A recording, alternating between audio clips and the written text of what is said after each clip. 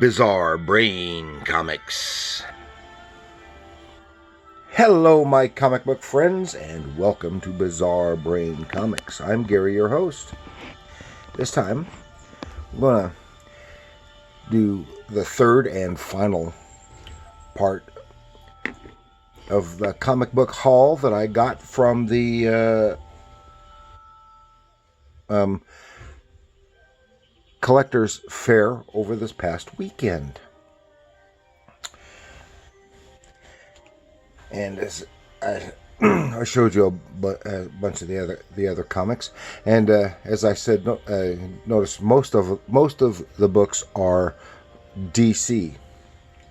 It just happened that way. The ones that they had that I wanted to get were DC, or primarily DC. And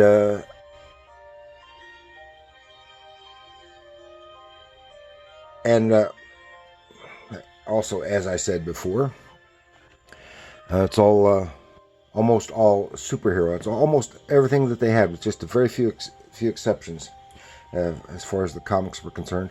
And these were all real cheap, $2, $3, $4, something like that. So I didn't want to spend too much, and I still got more comics than I really had intended to get. And I was really wanting to try to find some like Bronze or Copper Age war and or horror comics, or anything else that was interesting. Some westerns. Found one spot that had half a dozen westerns. I showed that one in the previous video. The one western that I got. But almost everything else was superhero or in that vein.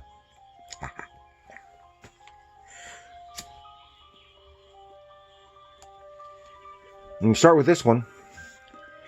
This is one I hadn't seen.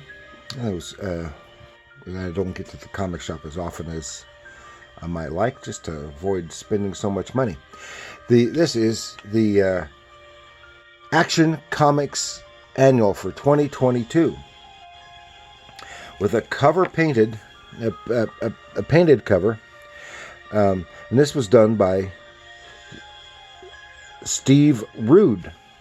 And it just so happened that in the previous video I showed the 2 issues of the World's Finest miniseries,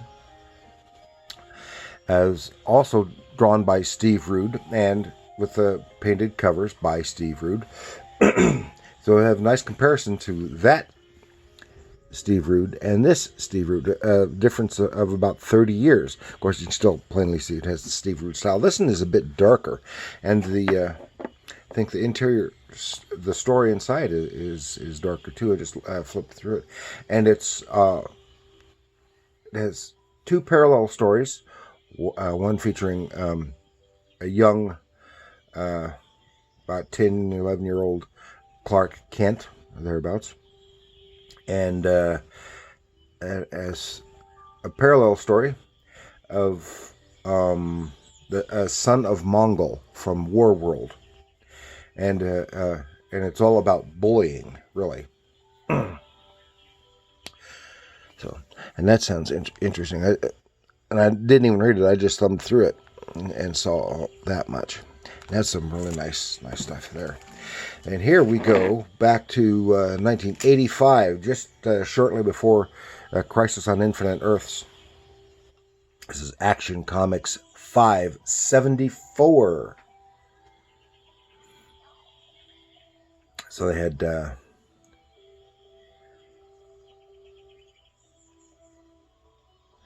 Superman in Action Comics, and has kind of a grim and dark looking cover, but it's the interior art is by Kurt Schaffenberger, so who I mentioned last time, doing the Superboy comic, and of course his version of Superman, of course, looks more mature than his Superboy. But it still has a lot of the slightly cartoonish stylization, and he was a very fine artist. I like Kurt Schaffenberger, and reminiscent of his work on the Fawcett's Captain Marvel line. I also worked on it for DC. Then here we have The Brave and the Bold, number 7. With a story written by Mark Waid and interior art by George Perez. This is from 07. So this is later in George Perez's career, because we just lost him, I think, 2 years ago? And and so, the interior art is great with George Perez doing that work. And this is neat because it's teaming. This is a time when The Brave and the Bold was no longer a Batman team up movie, but Batman team up title, but just a superhero team up title. It had Wonder Woman and Power Girl, which promises to be interesting. And then on the flip side here, in the same pack, Brave and the Bold number 8, featuring The Flash and the Doom Patrol, also drawn by George Perez. Which should be good because he's always good at doing crowd scenes. Then here we go back to 1988 with The Secret Origins number 32. And this is featuring the secret origin of the Justice League of America. And you can tell from the way the thing is, this is the Justice League at the time, looking back, which it is not in the inside, but this just for the cover. The contemporary Justice League at that time, looking back at the origin of the original Justice League. Now, of course, this is after the Crisis on Infinite Earths and the reboot of Superman and Wonder Woman, and I don't think Hawkman, or about the time that they were rebooting Hawkman to Hawk World, and all that should have been done all at once instead of individually, and which kind of screwed things up. And so this is a reboot origin of Justice League, and how the and it just flipping through some fine artwork, and they just retold the story but had it changed a little bit. Each part begins with a segment highlighting each of the original characters here. Now, of course, we know originally Wonder Woman was in there.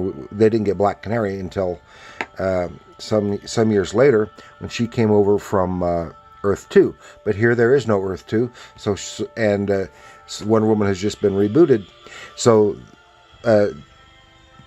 Black Canary is taking the place in that story of Wonder Woman. So this is basically the reboot origin of the Justice League of America. Then, speaking of Hawkman, here we have Hawkman 14 from 1987. Yeah, this is shortly before Hawkman was rebooted as Hawk World.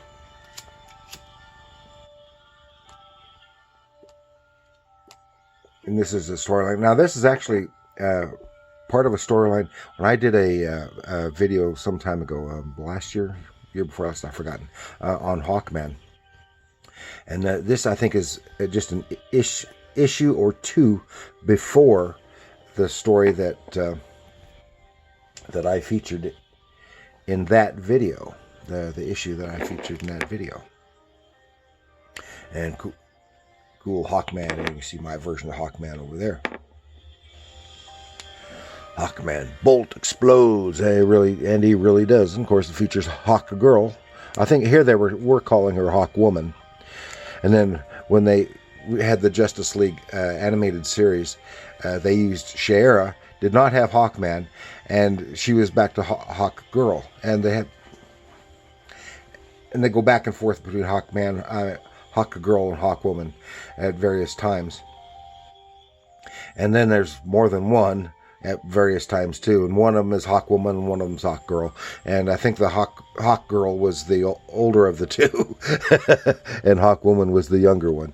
Here we go. And speaking of our Hawkman, this is from 2004, and this is Hawkman's gone through some evolutionary changes, and I don't fully understand, because they combined the classic Hawkman at one point with the alien Hawkman, the Thanagarian Hawkman, into one character, and I don't understand, because I never kept up with those things. And then this is Hawk Woman, and this is Kendra. This is not Shiera. I think that's Kendra. I believe so.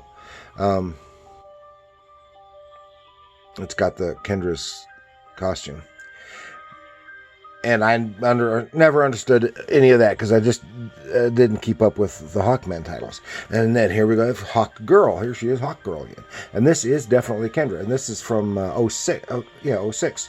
And this is in that 1 year later period storyline. And what's interesting, this is number 50 from 06. And it's followed up with 51. This is all still part of the 1 year later thing. But this is written by Walt Simonson and drawn by Howard Chaykin. And Howard Chaykin's style has really evolved over the decades. You would never know by looking at it. If you look at this contemporary Howard Chaykin work and compare it to the Howard Chaykin of 50 years before, with or 40, maybe 40 years at that time, like when he did War of the Worlds for Marvel, you just would not know the difference. And at this time, Hawkman is just completely out of the picture. I don't know why. And then the only alternative publisher here is from Ablaze, who I know publisher I know nothing about, is the Cimmerian and People of the Black Circle. Now, they couldn't use the name Conan the Barbarian or Conan on the covers, for the cover, so it's just called the Cimmerian. And this is adapting the first issue, and it's adapting the only full-length novel that Robert E. Howard wrote of Conan the Barbarian. It was People of the Black Circle. Is the beginning of this. And then on the flip side is probably the original regular cover, and then because it's the same issue. They're sold together in a pack. Then this was the alternate cover, but I like this one better because this is kind of a parody of a Batman cover. People of the Black Circle. So that's what I've got to finish up this time, to finish up my comic book haul from this past weekend, and I hope you enjoyed that. And please like, share, subscribe, and do leave a comment about whatever you have to say about these books. If you have something to add, constructive to add, a criticism of the artists or writers or the characters or anything like that, just be sure to let me know in the comments below. And remember, people, comics are art.